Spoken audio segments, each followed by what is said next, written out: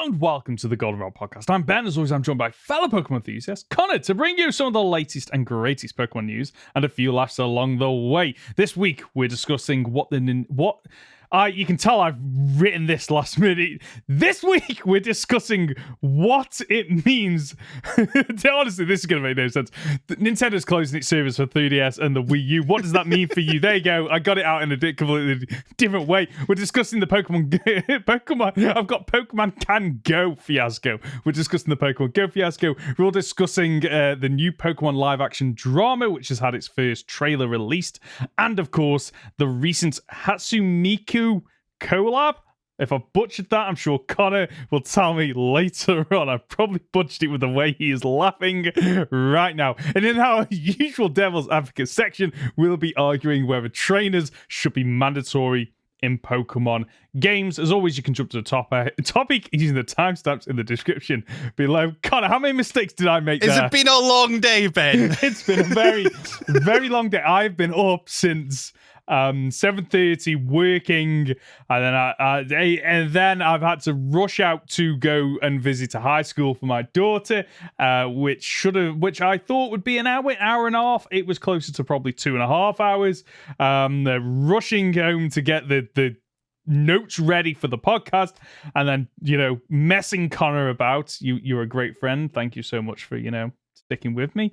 And here we are with a slightly delirious Ben hosting. So I'm going to be leaning on Conor for support. How are you, though? I'm not well. You weren't well last week. I'm not well this week. We're struggling through it all. We're powering through. And you know what?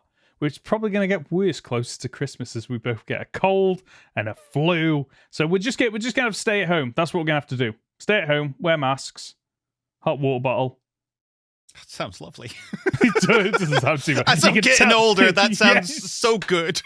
It does. Just cuddle up in front of the fire with a hot water bottle and a brew. Stick your slippers in your dressing gown on, stick something on the TV, and forget the world outside. Yeah. Oh, yes. It's always nice, isn't it? Let's catch up first and foremost on a comment that was in Discord, courtesy of Decrepit, who said, coming from someone who loves BDSP, going to ILCA would be horrible for the franchise and would likely do more harm than good. Although you probably mentioned that in the video. Guess I'll have to wait and see. Oh, so they were commenting this before. Why are you commenting before you've listened to the podcast? Anyway, I don't think we discussed much about ILCA in the podcast, but it was a really interesting comment. And the reason why I wanted to bring it up is I went and looked at ILCA's gameography, as it's known. And I don't know if you've seen it, what they've done before. I saw that they did a One Piece game that actually looked really quite good from what I saw.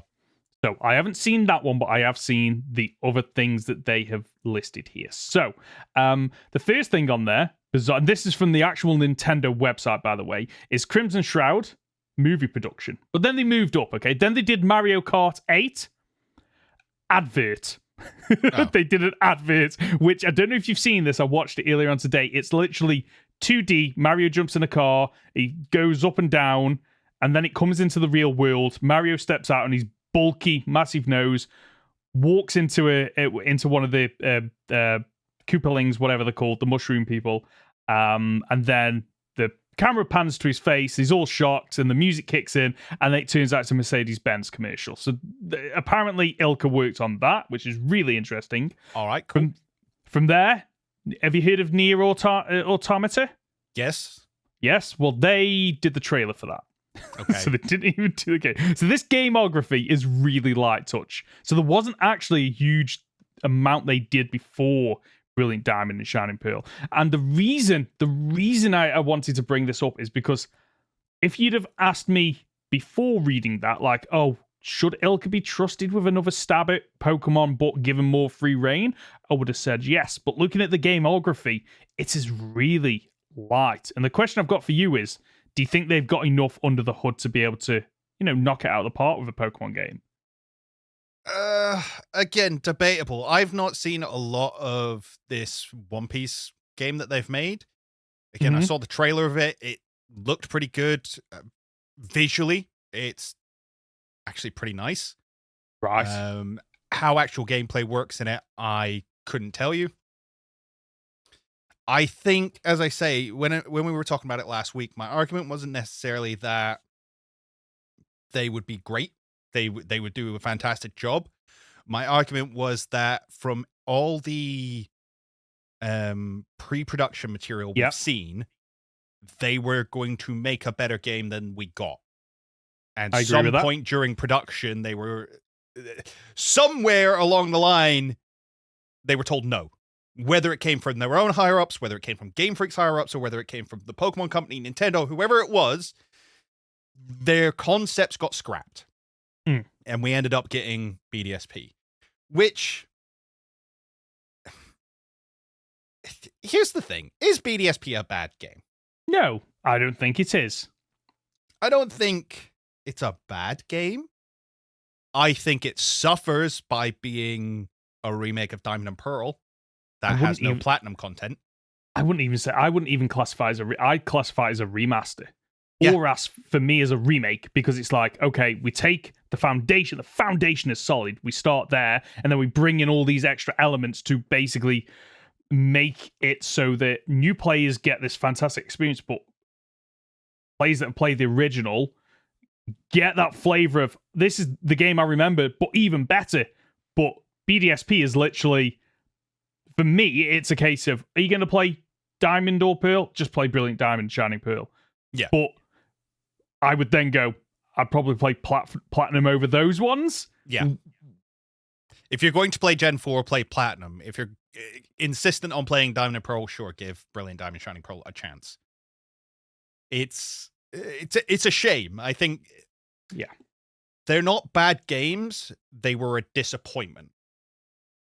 I think they function, as opposed to something like Scarlet and Violet, which I would argue are worse games, mechanically speaking, and failing to reach the goal that they set for themselves. You know, Scarlet and Violet had this big promise of an open world game where everything interacts with each other, and I think it missed that mark really badly. Whereas Brilliant Diamond, Shining Pearl, as a remake, remaster, whatever you want to call it, of Diamond and Pearl, it is that. That is exactly what it is. Yeah, and the good thing about BDSP, and I don't know how much you dabble in the modding community, there is a real modding scene for BDSP at the moment where people are literally introducing Pokemon that you shouldn't be able to get in that game. So I mean actual normal Pokemon that aren't available in that game they've managed to port in, but then also Pokemon such as like Armored Mewtwo. I'm pretty sure either someone has made or is working on a mod to get Mega Pokemon in there. Yeah, like, I've seen the Mega Rayquaza and the animations that they're doing for it. Yeah. Phenomenal work. Which just raises that game even more to the point where it might eventually become, like, for me who enjoys randomizers and nuzlocking, I want to go back to those games eventually and play them with all these additional mods. Yeah, now, those mods are nowhere near complete yet. No, they're not. They're not. But the work they're doing is phenomenal. But I don't think we can sit here and say, oh yeah, Brilliant Diamond and Shining Pearl are good games, because the mods are great. No, agreed. Agreed. That the mods should be there to elevate something, which I believe they will do, but that doesn't elevate the base game, because the base game is what you got out of it. What ILCA gave us. Yeah, ultimately. I think as I said, the argument I was making last week wasn't necessarily that ILCA will be the best people to take this over. It was a case of, I'd love to see them with the reins taken off. Yeah. With as much time as they needed to make a game. And if somebody at the Pokemon Company has already said, hey, these are the guys who we want to allow a chance with this franchise, I want to see what they can do with it, rather than, oh yeah, no, don't show us up. Yeah, no, I agree. And I'm in the mindset that if you are going to, if you're going to hand it over to a company and basically limit what they can do, like what is the benefit of doing that over just doing it in house? And I guess outsourcing means that, you know, you free up your team's development time. But what's the point in getting in a company with, fresh ideas, people that would bring new ways of thinking to Pokemon? What's the point in getting all them in if you're just going to go, no, here's the restraints on you. Just do what we ask, basically. It's really frustrating. We're working on a thing ourselves, and that looks better, so stop it. Yeah, it's really disappointing. Let's move on to the first piece of news this week, that Nintendo has announced that online play and other functionality that uses online communication will end for the Nintendo 3DS and the Wii U software from April 2020. So basically, they're closing the service. This includes online play, internet rankings, and data distribution. So what does that mean for Pokemon? Basically, it means that no more Wonder Trading, no more online battling, X and Y's PSS system, all that is gone. However, there is a little bit of a silver lining of Pokemon Bank and Pokemon Transporter, or Poké Transporter, aren't affected. However, for now, the FAQ literally says something. I think it either says for now or something to that effect of, yeah, it's going to shut down eventually. We're just giving you a bit of leeway to, if you've got Pokemon on those systems that you want out, now's your chance. And the reason I wanted to bring this up is because this is going to do to the 3DS era what moving from the Game Boy to the Game Boy Advance did for generations 1 and 2, where it prevents you from bringing those Pokemon up. So there will become a point when Bank shuts down, and it will happen, where Pokemon you catch in Generation 3, Generation 4, Generation 5, and Generation 6 and 7, actually. That's 5 generations worth of Pokemon are going to be locked out of the Switch era. Which, bless you, which is absolutely crazy to think about that this is happening. And for some people, this isn't a big deal because, you can get a lot of those Pokemon in the later games anyway. And at some point, I'd imagine all those Pokemon will be available on the Switch. And if that's people's preference, that's absolutely fine. However, what this means is there are certain things for completionists or people that, have set their own challenges they won't be able to do, such as getting Pokemon with ribbons and transferring them up. Battle Bond Greninja, that won't be able to be transferable. I mean, to be fair, Battle Bond Greninja doesn't even work in Generation 9, so, whatever. I guess they don't care about that. It means that there's going to be certain Pokemon's unique features that are going to become a thing of the past, unfortunately. And it's really disappointing. It was going to happen, and of course it's disappointing, but I just don't know what's the alternative that Game Freak can do that doesn't just rely on extra measures and putting loads of money into this. I get why they're doing it. Servers have to close at some point if people aren't using it because it becomes a cost comparison measure. Well, that's fine, but here's the things they have to do now if these are going to be no longer available. One, they need to make Pokemon Home free for about 2-3 weeks.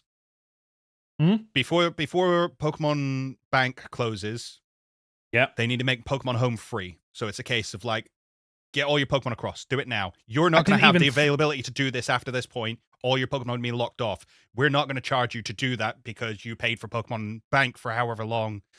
Pokemon Home is free for the next couple of weeks. Get all your Pokemon across. I've just realized, sorry to jump in, you can transfer the Pokemon from Bank to Home, but unless you pay, you've got 30 spaces. That's nothing. Oh, you can't. You can't do it. You can't do it unless you pay. Really? Really. What? You have to pay to transfer from Bank to Home. So it needs to be free. As far as I'm concerned, it needs to be free for at least a couple of weeks. Yeah. Then we need to get these games on the Switch. We need to get them on the Game Boy emulator. That's the only way it's ever worked. When we couldn't get Pokemon from Gen 1 and 2, all right, put them on the Nintendo DS emulator. That was it. And the reason that the fact they haven't released these games yet is ridiculous. Agreed. And if Bank is going to go away, and as you say, there are Pokemon the ribbons. I hadn't even considered ribbons, but ribbons is something that doesn't exist anymore, and it's still something people have fun with.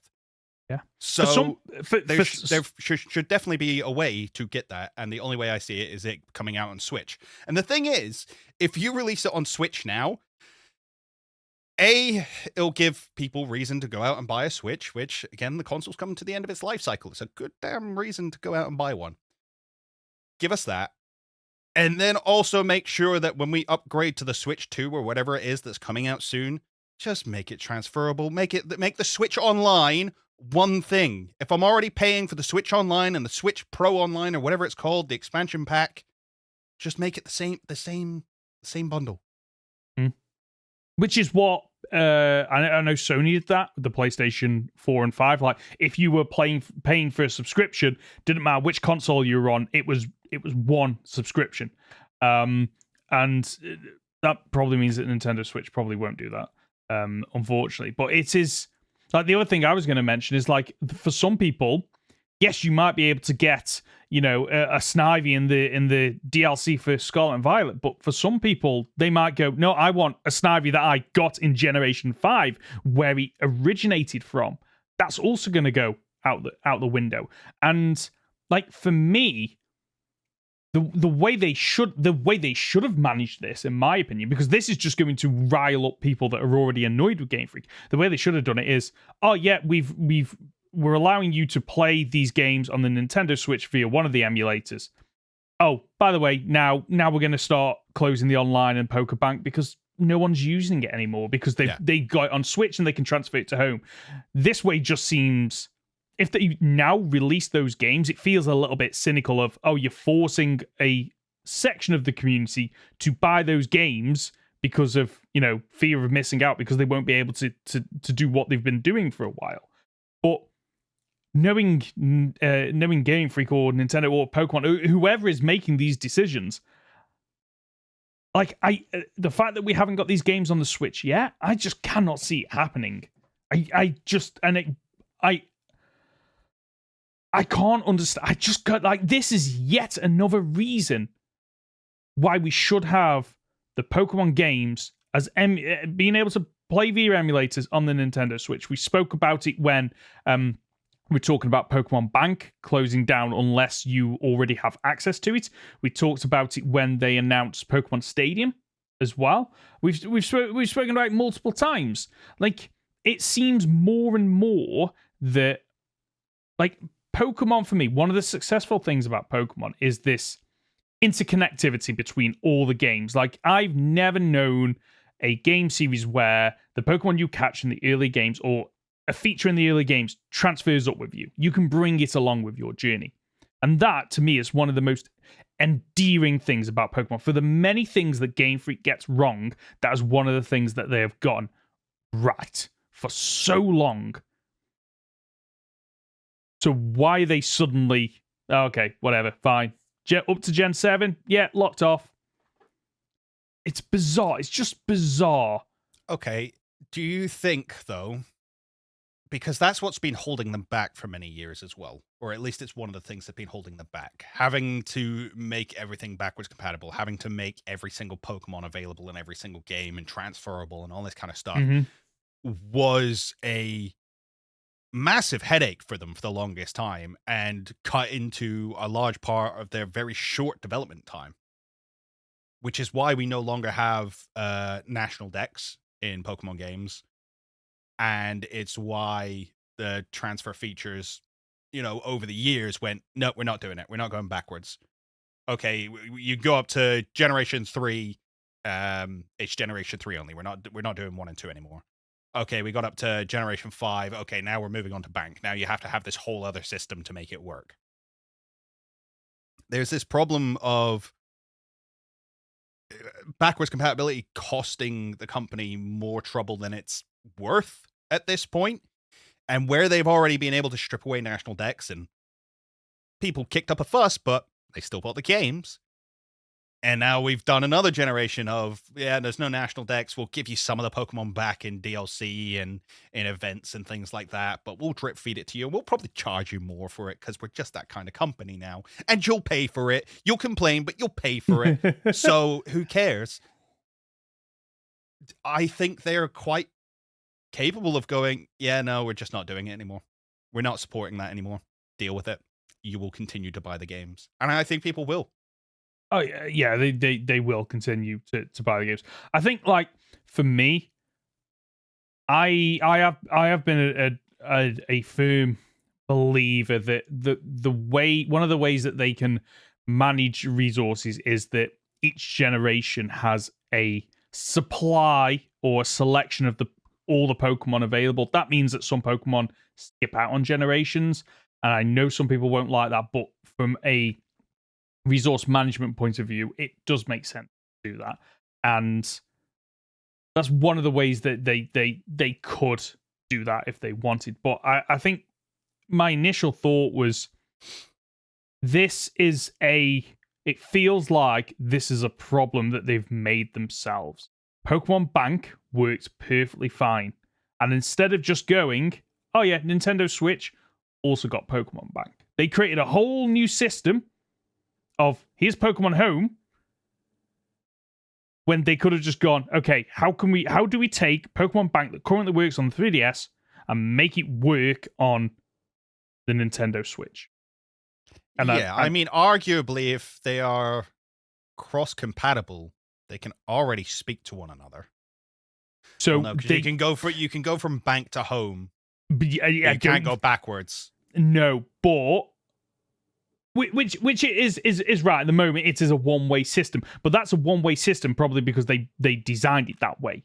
So the question becomes: did Pokemon Bank then be succeeded by Pokemon Home because of a technology issue, or was it a financial issue? We can get people to pay for two services. Let's do it. Yes. And one of them is a hell of a lot more expensive. That is the cynic in me talking. But I know from a technology point of view, there is always issues with, okay, this is the new system. Oh, it can't really communicate backwards, or it's limited, or there's issues. I have it in my modern day workplace where some systems can do communication from one system to another, but it cannot feed back into it, no matter how much money you throw at it. Whether or not that's the case here, I'm not entirely sure, but like, I think it speaks volumes, the fact that they've announced the server closures, and they're already hinting at Pokemon Bank shutting down to start getting people ready for it. And I knew it was going to happen, but I just feel like this is another nail in the coffin of the older Pokemon games. Like, limited features, limited availability of being able to buy these games. Like, the more they remove, surely they should be thinking, what can we do to modernize these older games? And Nintendo does this. Nintendo does this for so many franchises. But why not Game Freak? And the only thing I can think of is going back to what we discussed, like, last week of the people. Like, it's got the wrong people leading it from a, okay, what do the fans want? What do the fans want? That's not the questions they're asking. The questions they're asking is, okay, how can we develop something that's going to sell really well in the least development time and least development cost as possible? Am I being a cynic here? Am I being negative? I mean, yes is the answer, but I don't think it's unfairly so. Yes. Okay. Ooh. But like, thing is though, there are fan equivalents of Pokemon Bank and Pokemon Home already. PKSM I was reading up earlier on is the one on 3DS. You have to have a homebrew 3DS, folks. We're not advocating that. And if you try and do it, don't blame me if your 3DS bricks, okay? But there are alternatives.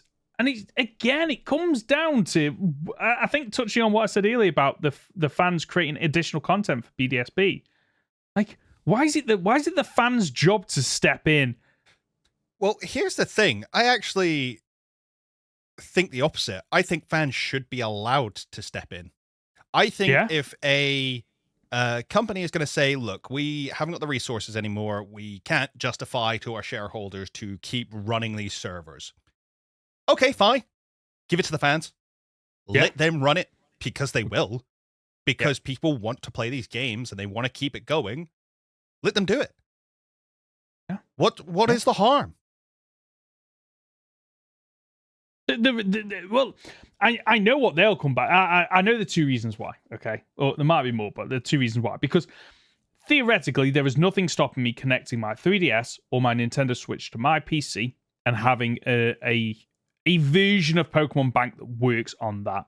Okay, and the good thing about that is I back up my files to OneDrive, so I don't have to worry about my Pokemon disappearing into the ether if this computer conks out again. But I think the two main reasons why they don't want people doing that, they don't want fans doing this, is one, and this is the weaker of the arguments, okay? So they don't want people messing around with the source code, hacking Pokemon, changing Pokemon, cloning Pokemon. Fine, whatever. The second, I see you rolling your eyes, I completely agree, but that is probably a conversation they have, even though it's utter BS because people are doing that. It already anyway. does that anyway, yep. Yep. My second argument is financial. That's ultimately what if fans can do all this... No, that doesn't make sense because you're already cutting the service off. We're talking about you're shutting the service down. Okay, let fans run the service instead. You're already not profiting from it. Yeah, yeah. This was the same. I've made the same argument when things like Halo servers went down, and there was a couple of fans who went, "No, we're going to run our own. We're going to run our own. We're going to keep the game going because we enjoy playing the game. We're going to keep the service going." And they went, "Nope, you're not allowed to do that." Why? Yeah, just let them do it. Let them. If people want to continue playing your games and you're not providing a service to allow them to do so, and other people are out there going, "Hey, we can make that work. No, we won't charge you anything for it because it's not our game. We're not in a place to profit from this, but we're going to provide a service for people who want to use it." Let it happen. Yeah. It blows my mind that it feels like the disdain that Game Freak has for its fans, even though obviously they're the ones keeping them in business. It really does feel, the more I've done this podcast, the more I've done my YouTube content, the more I've researched it, it does feel like, yeah, we make games that you'll buy. We don't make games for you. Does that make sense? Yeah. And again, we have to clarify that this is not Game Freak shutting down the servers. This is the 3DS servers are going down. Yes. So this is just like a blanket. All games are going to stop communicating with the internet. Fair enough. But if they can keep Bank going, they could theoretically keep any of it going, and they're choosing not to because it's not financially... Yeah. The financial feedback for them is not enough. That's the wrong terminology, but I'm ill. We'll let you off. I know what you mean, though, because like the easy thing to do here would have just gone, yeah, Bank and Transport aren't going to work because like we're Game Freak. It's not us. Nintendo above us are just shutting down all the service.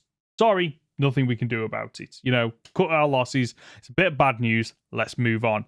The fact that they aren't closing Bank almost gives it like a double whammy of bad news, because it's like the original bad news of these features are being taken away, and then later on, oh, by the way, Pokemon Bank isn't going to work as well. It's just bite the bullet and get it done now. It's really, really bizarre. And just to kind of like wrap up this, because we've got a lot to go through. I think the reason I'm so agitated about this is because this does actually affect me, because right now I am shiny hunting on Ultra Sun on the 3DS. I'm shiny hunting using the Ultra Wormhole method simply because it's dead simple. It's easy to do. It's literally those buttons move forward, dead easy to do. Love it. And I've caught a couple of shinies. This now puts a limit on like how long have I got to do this to catch, I don't know, 30 odd legendaries when the odds are already against you.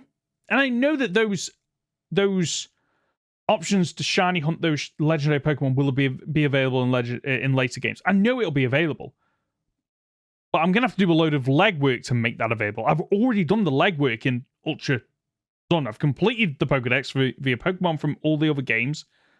I've got the shiny charm. I'm in the position. Like, you're punishing, you're putting a time limit and punishing me, and not letting me play it on my own, in my own way, in my own time scales. And I think that's why I'm so riled up. And it's such a strange one because, like, I should be thankful that, you know, they've left them going for the servers going for so long, because the 3DS is, I don't know how old the 3DS is now. It's been obsolete for like 6 years at least. A long time. I think I bought it about 10 years ago, 9 years ago, maybe, something like that. Yeah, it was right before the launch of Pokemon Go, I think, was when the 3DS became the 2DS and stuff like that. That was it. Yes. So Pokemon Go was 2016, I think. So I would have had it in. Oh no, way earlier than that. Really? Yeah. Ooh. The console was announced in March 2010. Oh, right. Okay, so it's 13 years old. Yeah, that's. Yeah, I can. It was released in Japan in 2011. Wow. I can understand why they're doing it. It's just frustrating, especially when they don't give numbers either. That's the frustrating part. Like, if they turned around and said, yeah, like, we have 10 people a month using these servers, like, okay, fair enough. But you never know. That's the problem. They don't reveal it. They don't have to reveal it. So you don't know if they are making the correct choice because it's just users aren't using it, or if it is just a cost-cutting measure. It's frustrating. And again, I don't think they should have to support it forever, but I think there should be alternatives. Yeah, agreed. Should we move on to another fiasco regarding Van Gogh? So I know, is it Van Gogh or Van Gogh or Van? It doesn't matter. Okay, there we go. no matter what we say, we will be wrong. Someone will correct us in the comments, whichever one we choose. Well, I'm going to pick something that's completely wrong then, just to annoy both sets. Van Gogh. Van Gogh. Yeah, Van Gogh. There you go. Van Gogh. I think that's more accurate, actually. It's not.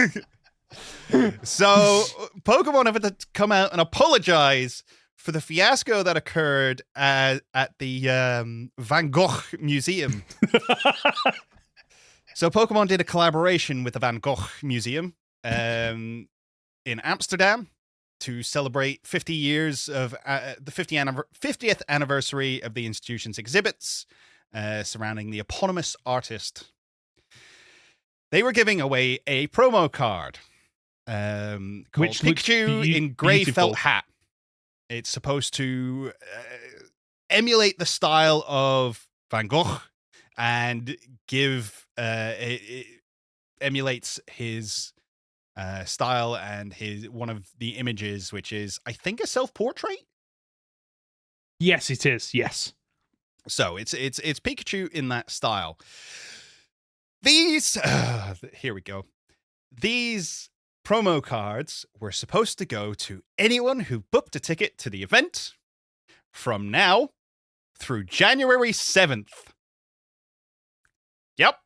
They were supposed to go to everyone who booked a ticket. They're gone. How does... Okay, do we know how?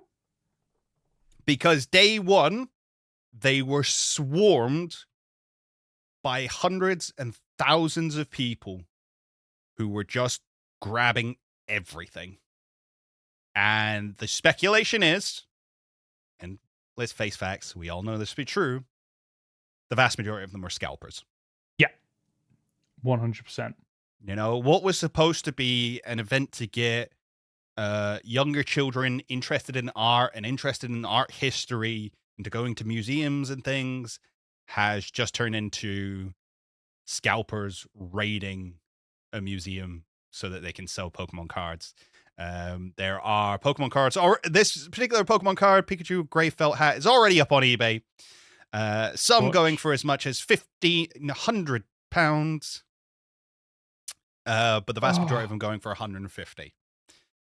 And that's obviously the cost now. In a couple of years' time, when these things are graded, they're going to go for so much more than that.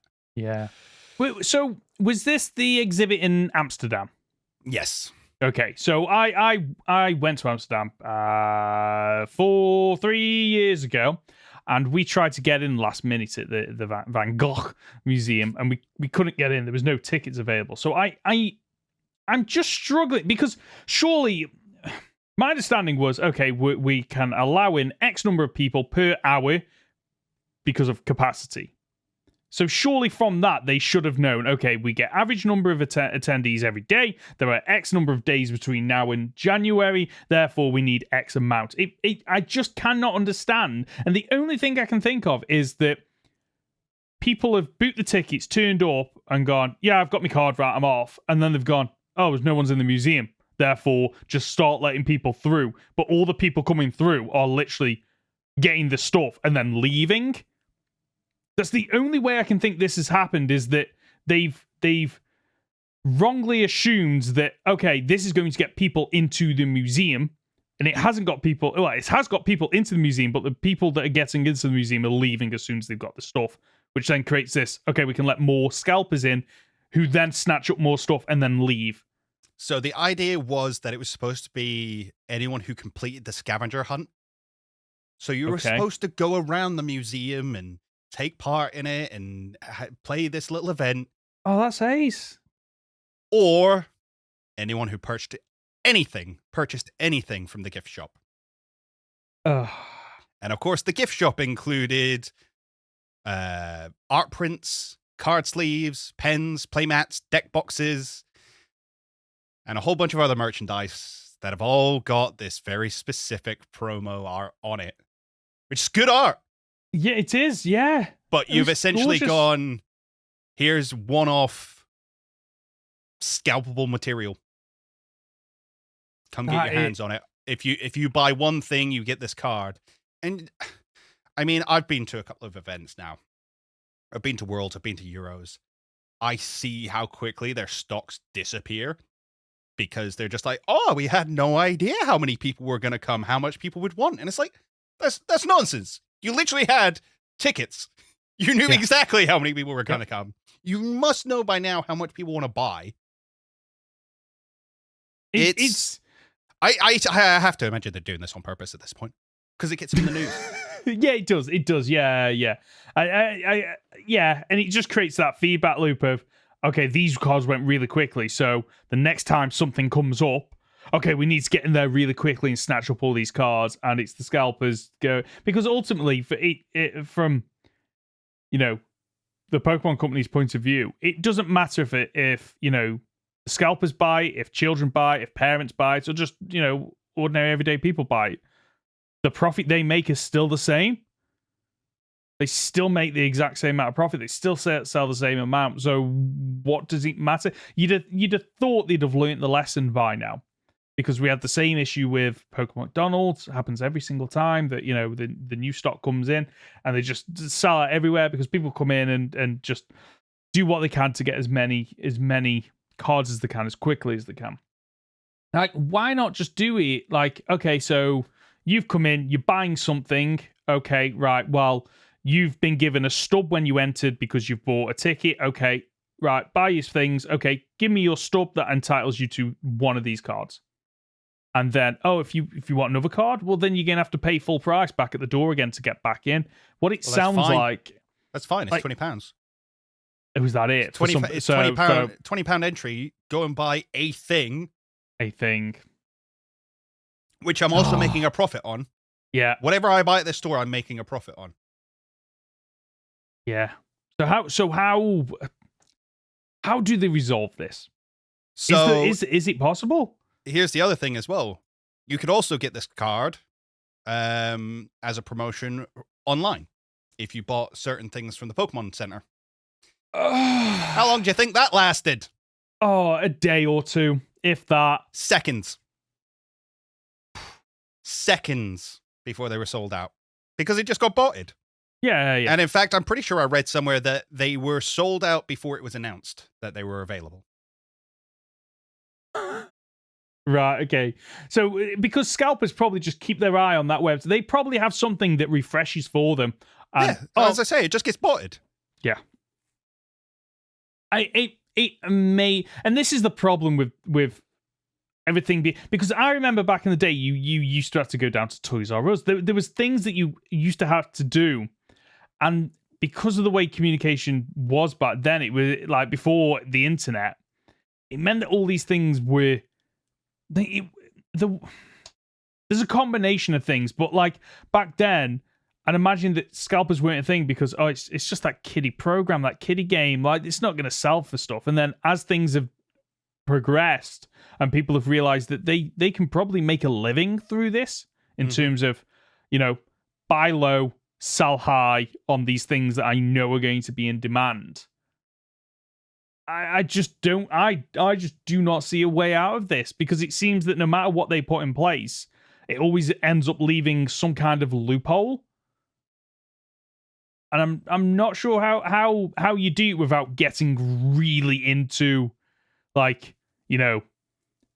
areas that I don't want to go into. Of okay, you've got to send in your ID, you get one. Like I just, it's unworkable, and I don't like the idea of that. But like, without going to extremes, I don't see how you stop this. No idea. Such a shame. Pokemon have had to respond. Of course. They have released an official apology, which I will read verbatim. We apologize to all the fans eagerly awaiting our Pokémon Center Cross Van Gogh Museum release today. Due to overwhelming demand, all our products from this collection have sold out. We understand this is disappointing to many who were looking to our official email and social media channels for guidance on how and when to purchase. So that's what I mean. They were sold out before they were even announced. We are actively working on ways to provide more Pikachu with grey felt hat promo cards for fans shopping at Pokémon Center in the future. Details will be released at a later date. Thank you for your understanding and continued support. That's wow. it. That's the response we got.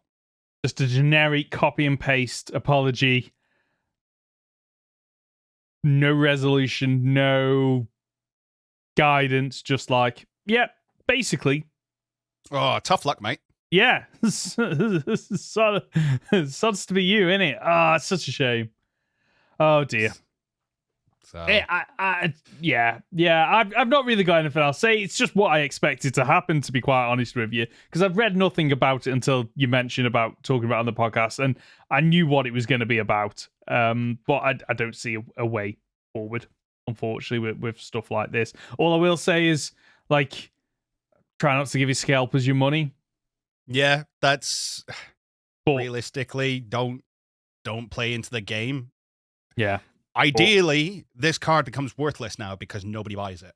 Agreed. Yeah, that's like that is the best you could hope for, is that there are that many just on the market that are such high price that people just go, no, I'm not bothering with that. And then the scalpers lose out on money, although it didn't cost them much money for this. It's a shame. No.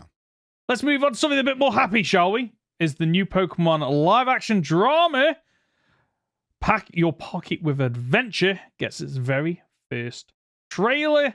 The trailer's in Japanese, so I have no idea what they were saying, but it did look quite fun and quirky. Looks very different compared to any other kind of Pokemon visual media that we've had.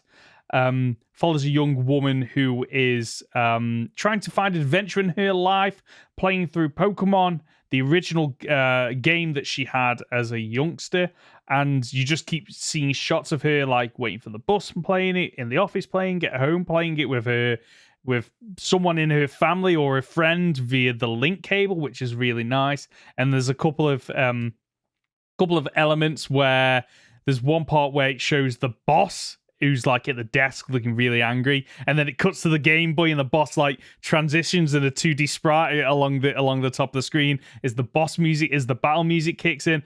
Really nice. There's a I think a kid that's like screaming at the heavens as Magikarp is evolving into Gyarados. Like there's a lot of heart in this, it feels like. It looks really wholesome. Yeah, it very much looks like a standard J-drama, but she is seeing her life through the lens of Pokemon. She is relating her life to what happens in the Pokemon games. As if she's out on her adventure. The people she meets are the other trainers, or other Pokemon, as the case may be. And it's just a perspective shift for her. And we also see that she does end up meeting somebody else who is also into Pokemon, and they have battles and things like that through the link cable, which is fun. I don't know if we're going to get an English translation of this. We've had no word of it, at least not that I've seen. So this might be the last you hear of it from us. But we at least have a release date. It is coming out in Japan on the 19th. I really do hope we get a, at the very least, a subversion of this, because I would like to watch this. I don't know how easy it is going to be to get a hold of. I imagine at some point someone will put it on YouTube or on a torrent website. And honestly, I would love to, even if I can only get the Japanese version, I wouldn't watch it. I think I'd scrub through it just to kind of get the references. Because I think it would lose something if you don't know what they're saying, unfortunately.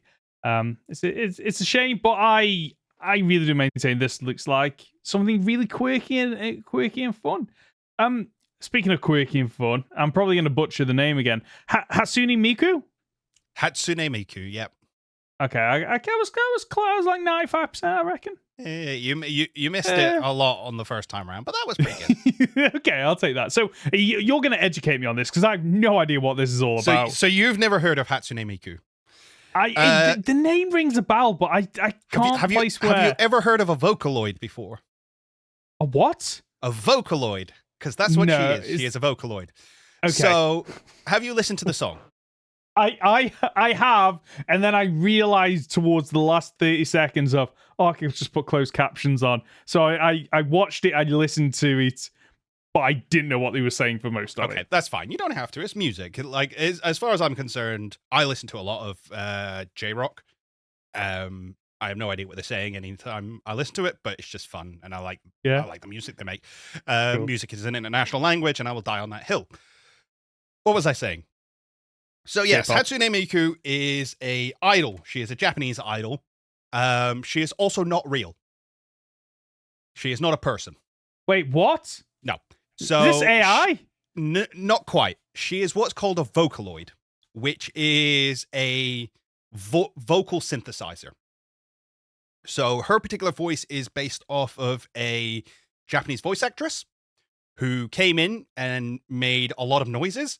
Basically went a, b, k, d, e, and created a whole sound base of all these noises.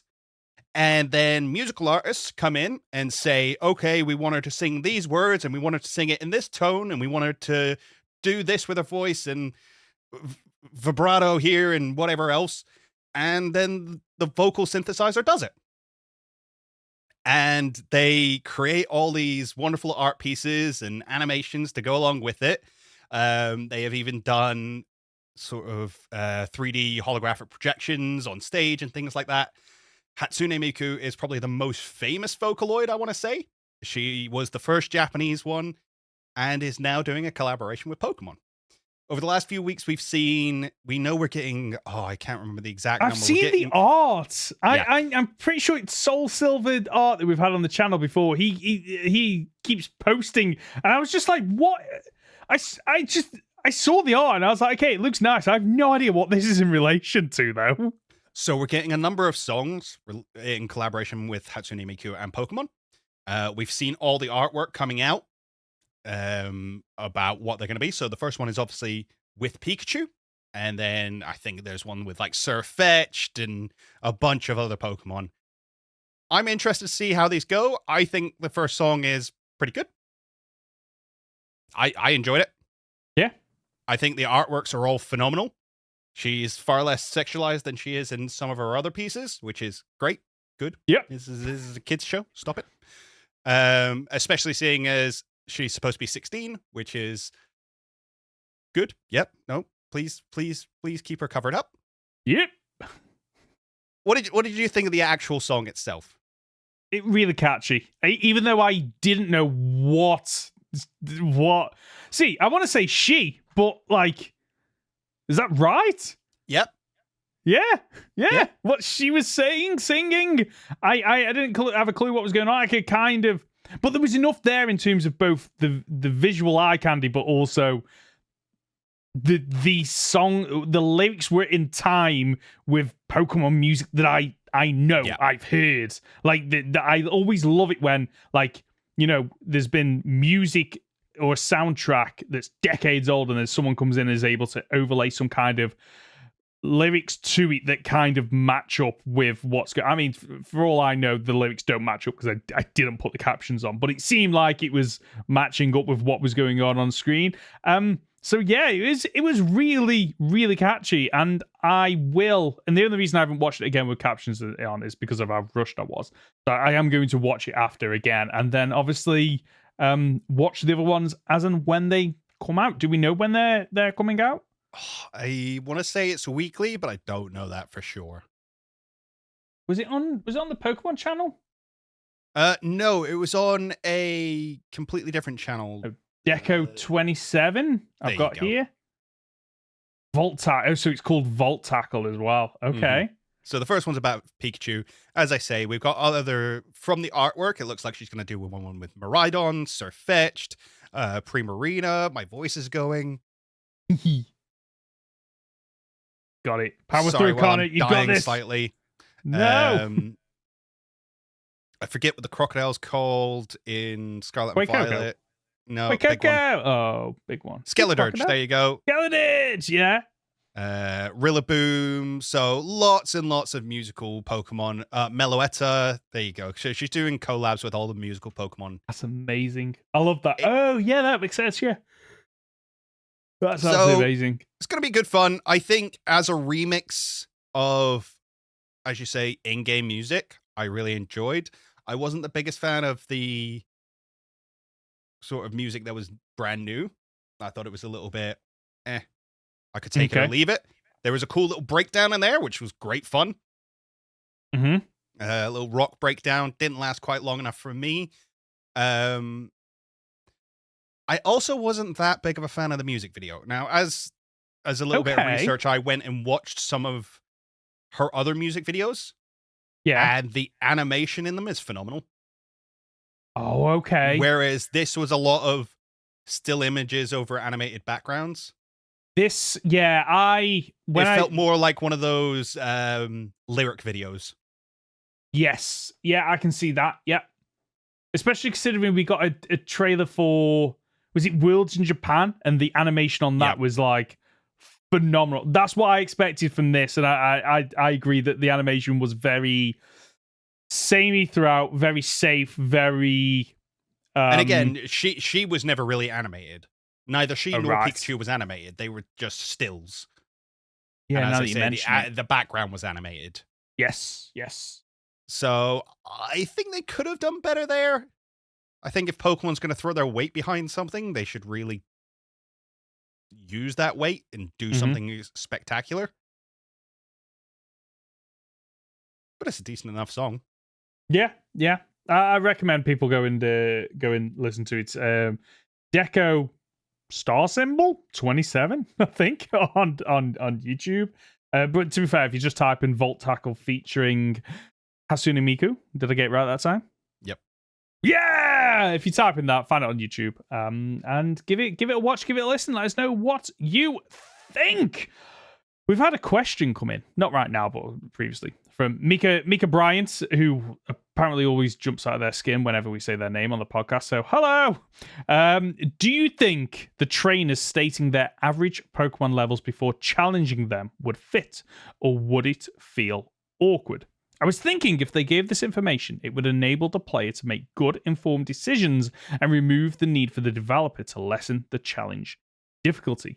Perhaps a trainer level next to their name to avoid the need for it in dialogue as an alternative option. So this question comes following the discussion we had around the Teal Mask and the fact that Generation 9 has finally removed mandatory trainers and made, I think, most trainers outside of story trainers optional. And we discussed in the Teal Mask, the issue with that is you don't know what level, you don't know how many Pokemon, you know nothing about the trainer until you start to battle them. Of course, you can run away from them, but that is wasting time. Like, what are your thoughts on Mika Bryant's comment? So, yes, I think it would be awkward for them to have a number next to their head, or for them to say, "Hey, my Pokemon are this level." However, I think if you went up to a trainer and they said, "You look a bit small time for me, mate. I don't think you're qualified to fight me yet, but if you want to step up, let's go." And you have an option then to go yes or no. Like, if they could go, "Okay, I'm reading the average level of your team, or maybe even just the level of your top Pokemon. Oh yeah, I think this will be a good fight." That's it. That's all you need. I think this will be a fair fight. I think I'm a bit much for you. I think you're going to destroy me, but I'm willing to go anyway. That's it. And it doesn't break immersion then. Yeah, I completely... I understand where you're coming from. I completely do. See, I'm the opposite, I think. I think I would prefer some kind of... You know how they just have when you talk to people and it pops up with that, like, white speech thing? I think I'd much rather have that and... like some kind of like danger indicator, maybe, or level it. Like, I don't know how they would do it, but I think I'd prefer that because then I can see from a glance. Because what I don't think I want is, okay, I need to go up to talk to this trainer. Although, actually, you know what? No. The workaround's dead easy, actually. They already do in Scarlet and Violet have text boxes above their head, don't they, with text in it? Mm-hmm. So you would literally have the comments that you're saying in that speech bubble above their head. When you start to get closer, that speech bubble appears, and that's what it says. And that's how you know if they're easy, medium, hard, based on like your and then small you just fry have a list of 100 different ways of saying the same thing. I would destroy you. Don't even try it. Step to me and see what happens. You know, and you just have lots of different ways of saying the same thing, and then you can, as you say, see at a glance. Oh yeah, no, I don't want to fight this person. Or play the game your way. No, I'm going to go search out the strongest trainers around. I'm going to fight everyone who says they're stronger than me just to prove that I can. Yeah. And you could have so much fun with that because like you could literally have like in the text box, like a field for them talking about the Pokemon they've got. Like, oh yeah, you haven't got a chance against my Sentret. Or, you know, I'm trying to think of another Pokemon now. Your Pikachu doesn't look up to snuff. Like, you know, stuff like that where it makes you go, okay. And then it helps to actually feel a bit more real. And then when you're in late game, you run past the same person. It's like, my Rattata will still give it a go. Yeah. I like that, actually. Yeah. I do like that a lot. Like, you can have so much fun that because then you could introduce rematches and like, you know, my Rattata's evolved into Eradicate. Want to give it another go? Like it actually removes the one of the annoying systems that was in previous Pokemon games was that phone call system.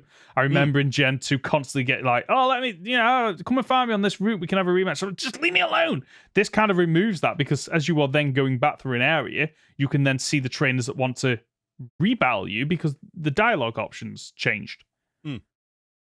There you go. I like it. There's your answer. There's your answer. And if you've got a comment or question, you can reach us by leaving a comment on our podcast on YouTube, by emailing goldenrodpod@gmail.com, by leaving it on our Discord channel, by using the hashtag goldenrodpod on Twitter. And we're now into Devil's Advocate, where we are asking the question or arguing trainers should be mandatory. But before we start this I need to just ask this, okay, because it'll change how we're discussing this. So I'm going to be arguing that they should be mandatory. You're going to be arguing that they should be optional, like they are in the recent game.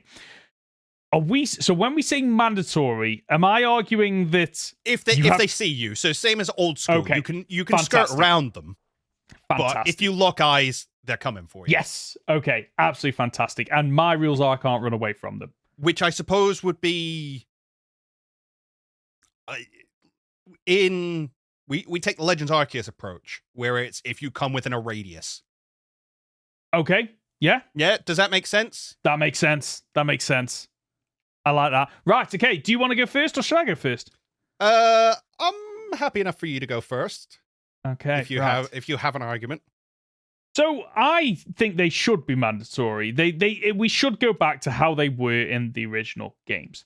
And the reason I believe that is because it helps with progression. The problem we have now with them being optional is you can just power through an area, make it to the next gym or the next area, and suddenly you are underleveled because you've not had the option to, you've not been forced to follow that ramp of level that you need to be in order to, meet the challenge. And by making it so that it is mandatory, it avoids the frustration of, oh, I've got to this gym, I just got absolutely spanked, I now need to go back out. So, yes, I understand what you're saying. That made more sense in the older games where catching didn't also give you XP, which it does now. And you can also, with the Let's Go mechanic, have your Pokemon gain a load of XP just by running around in the open world. So realistically, I think the level curve argument doesn't work quite as well anymore, because if you're forcing people to battle all these Pokemon and trainers, then you're more likely going to be over leveled by the time you get to the next gym or boss fight or whatever it may be, if they're also going out and catching Pokemon. So I think it de-incentivizes, if that's a word, people from exploring, catching, using the other mechanics if you're forced to battle these trainers. Okay. I think for me, sorry, you look like you were going to say more because you do like to get your points in during Devil's Advocate. Oh, is that what it was? Oh, is that what it was? You look like when I said you look like you had more to say. I was like, why? Because normally we're quite good at bouncing off one another, and that was one where I just got it completely wrong. So I think that the issue. So the only reason that is now an issue is because we've gone to open world, and if we've gone to open world, we need to figure out a way to kind of keep the mechanics how they were. And what they've done is just gone, open world, let's just make it so they're not mandatory.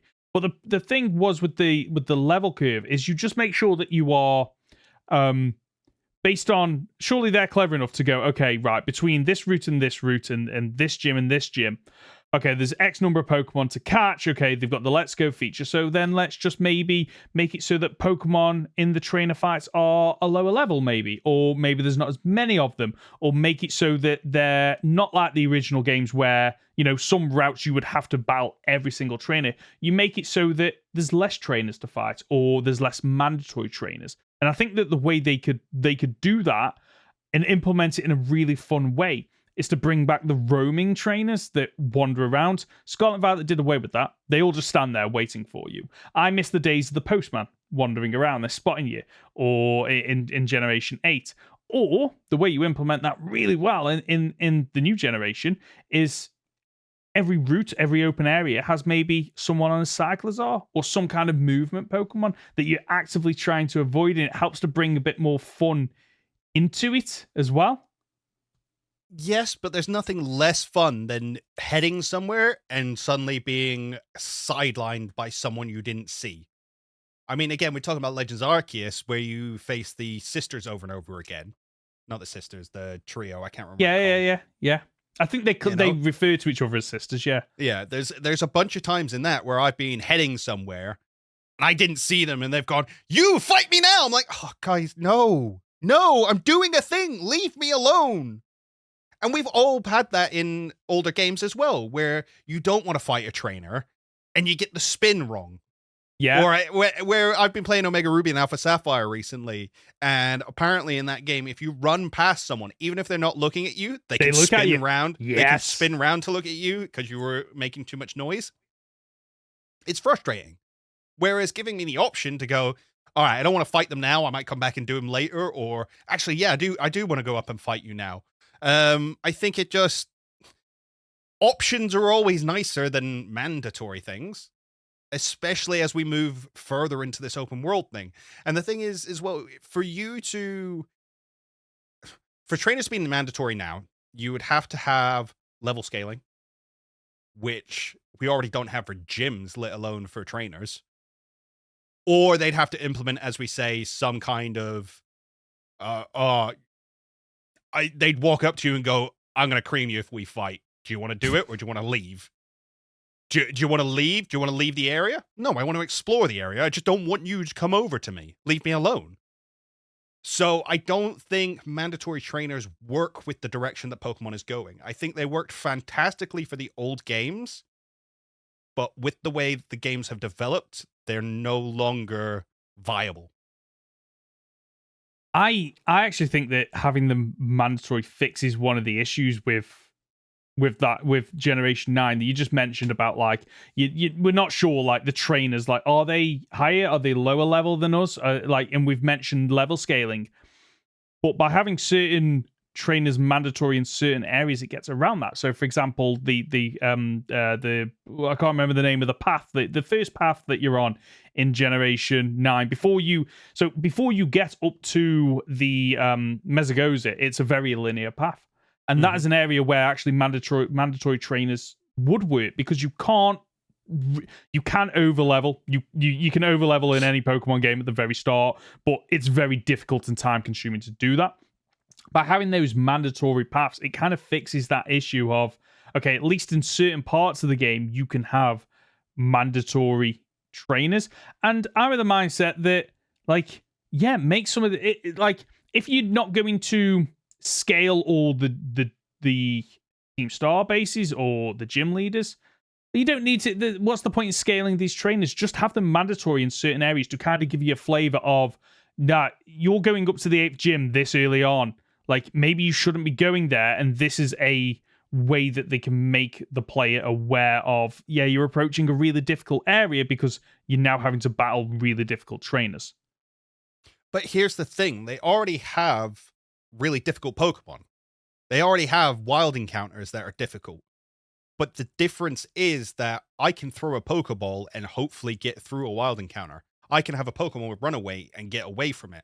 I can still run around the area and explore and find items and maybe catch a Pokemon that's higher level than me or higher level than I can use and get a load of experience that way, which is what I did when I first played through Scarlet and Violet. As I say, I did that skip over the gap during the first area, and I ran around the entire region without Miraidon or Koraidon. Like, I did it before I even got those.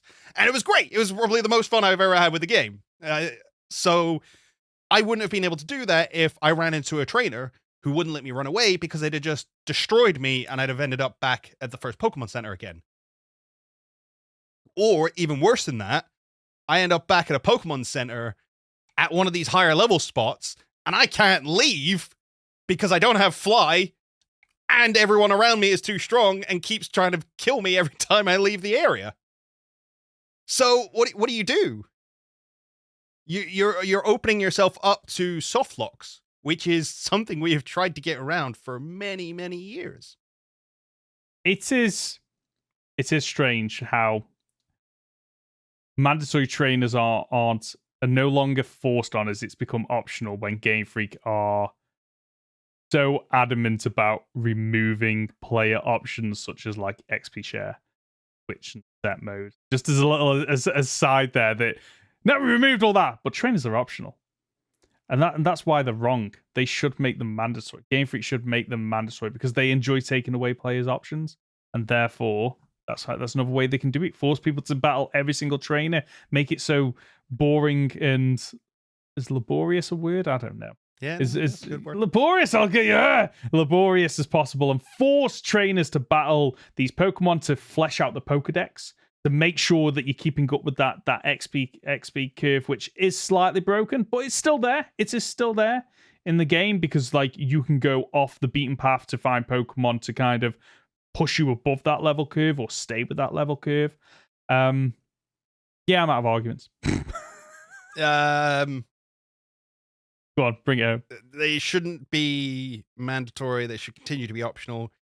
Okay, so having them mandatory and having them have, like, an eyeline CU made a lot of sense when you were on a top-down perspective.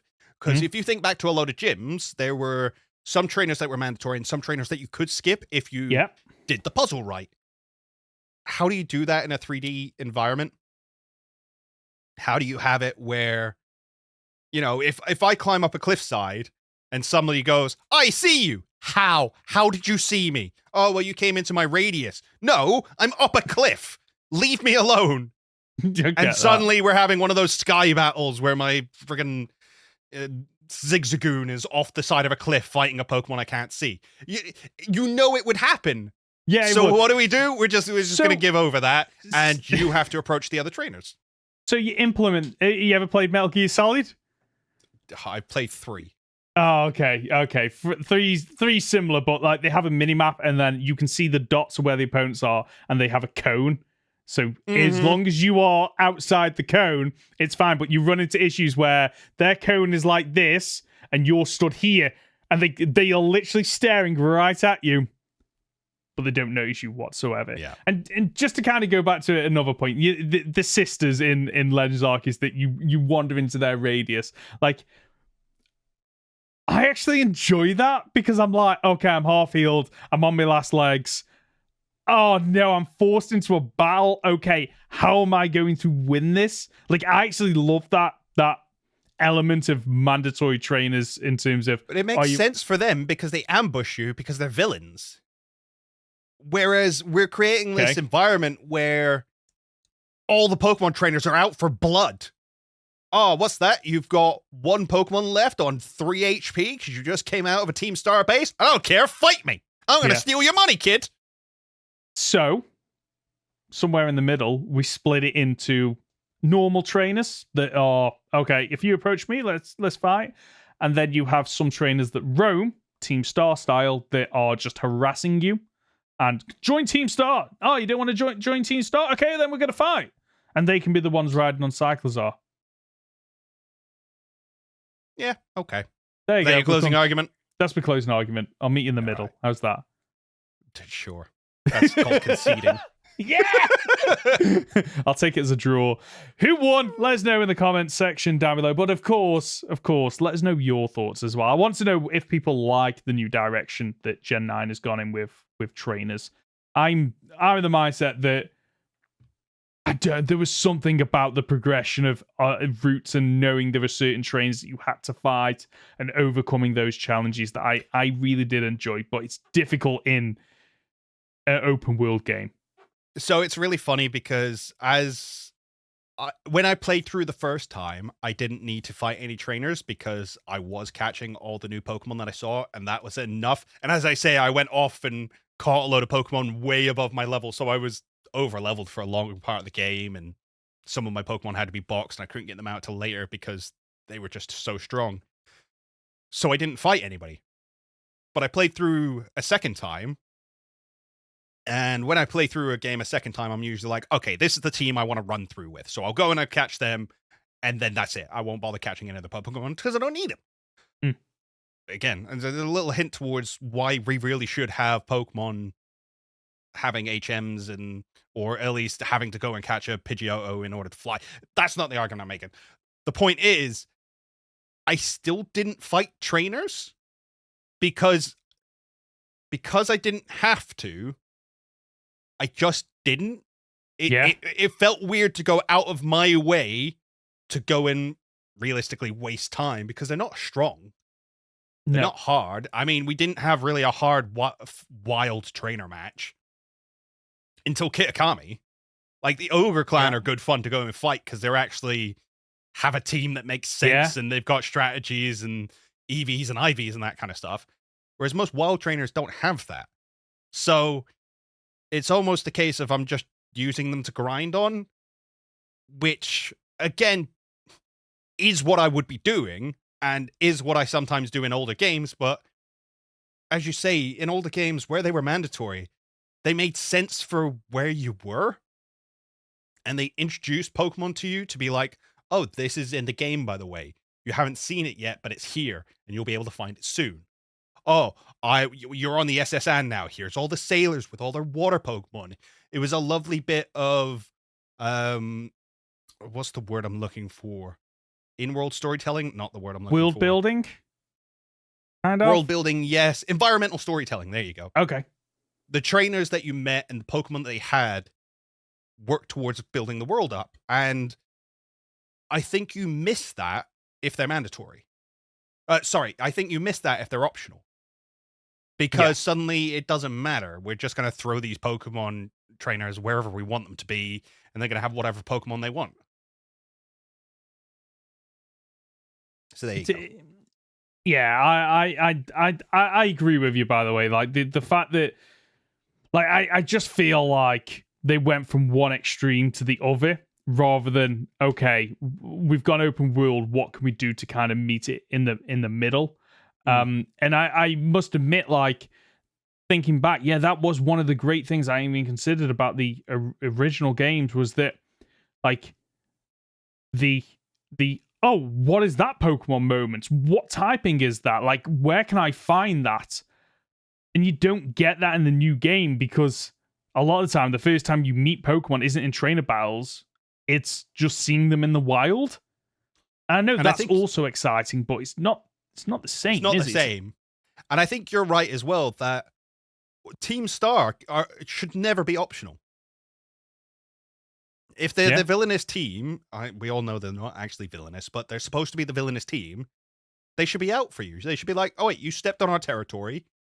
Prepare to get got. Yeah. So you have this where, yeah, some trainers are optional, but if you enter a certain area, people are going to come for you. I would love it if, I think up by one of the lakes is a bunch of dragon trainers. Yes. Up towards the northeast side of the map. I think, yeah. They should be a case of, like, I am the strongest trainer and I'm out to prove it and I'm out to make myself as strong as possible. If you come here, we will fight you. Whereas I understand the earlier routes, trainers being like, I'll fight if you want to, but I've only got my Sentret, so if you don't want to fight, that's fine. I understand the passivity. Yeah. But that's what I'm saying. If you're gonna have some be mandatory, some be optional, do it where, again, it's that in-world story building, that in the world building, environmental storytelling. My brain's going to mush. I'm sorry. well, I'll make you one comment and then we can wrap up the podcast. So, like, we've spoken about in the past, like, HMs have a purpose because they kind of direct you where you can and cannot go based on what HMs you've got.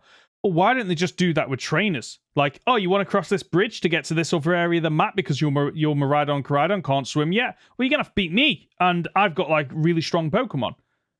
So you have, like, new areas, new Pokemon, items, whatever it might be, locked behind certain trainers that provide the challenge for you. That's one way they could do it. Yeah. Yeah, and it makes sense because there are some... And the thing is, you've then got a case of that makes it more optional, realistically, the way you do it. So there are some areas that you can't go until you have Surf. Yeah. For instance. On Miraidon or Koraidon, like, you can't go to the center of the lake and do the Dodonzo fight, for instance, until you have Surf. So you have to have unlocked that in order to do that. Well, okay, there's a bridge. And on that bridge is a really strong trainer. So now you have two options. You can either do the Titan fight and get Surf and go out that way, or you can train up strong enough Pokemon and do the fight instead. So instead of giving you less ways to roam the world, it actually gives you more. Yeah. Yeah. And it gives you new ways to play as well, because your first playthrough could be, I'm avoiding these trainers, I'm going to do it based on the all the challenges and whatnot. And then you can play it at one where it's, I'm making a beeline for these as soon as I can. I'm going to try and force my way through with underleveled Pokemon and do it that way, or figuring out the Pokemon that I need to overcome this challenge. And you have that really fun moment as well where you've been trying to get over this bridge over and over again, and this guy keeps slapping you down. And then you go off, you do a couple of Titans, and then you just fly overhead and you go, nah, nah, nah, nah, nah. See ya. Yeah, I love that. And that's a story that you get to walk away from the game with. Yeah. That's how I overcame it. And it's different between my playthrough and your playthrough. I like that. I like that a lot. Right. I need to wrap up, I'm afraid. So, same. Okay. Have you got anything you want to plug? It's not out yet, so no. Oh, okay. I have got something I've got to plug as of right now, or maybe in an hour. I'm not quite sure as of listening to this. Releasing episode 1 of my Pokemon Infinite Fusion Versus with British Eagle, who has been on the channel before. If you don't know what Infinite Fusion is, it's basically playing through Kanto, except for you fuse any 2 Pokemon into a combination of them, giving you, I think there's 176,400 possible fusions. It's absolutely phenomenal. You'll never see the same Pokemon in any 2 run-throughs because there's so many to pick from. It's absolute blast. Love it. And that's the show for this week. If you've gotten this far, just a top dollar. Aren't you? Of course, as always, before you go, we'd really appreciate it if you leave a review on the podcast platform of your choice. And of course, leave a like if you're listening over on YouTube. For those of you who did rate us on Spotify, you absolute legends. Thank you so much for doing that. Always appreciate it. Connor, where can we find you? You can find me on my YouTube channel at Captain Fidget or on Twitter at CapFidget. And I'm Ben. You can find me as Professor Hoenn Gaming on YouTube and Professor Hoenn on Twitter. We'll be back next Friday for another week of Pokemon Podcast. See ya!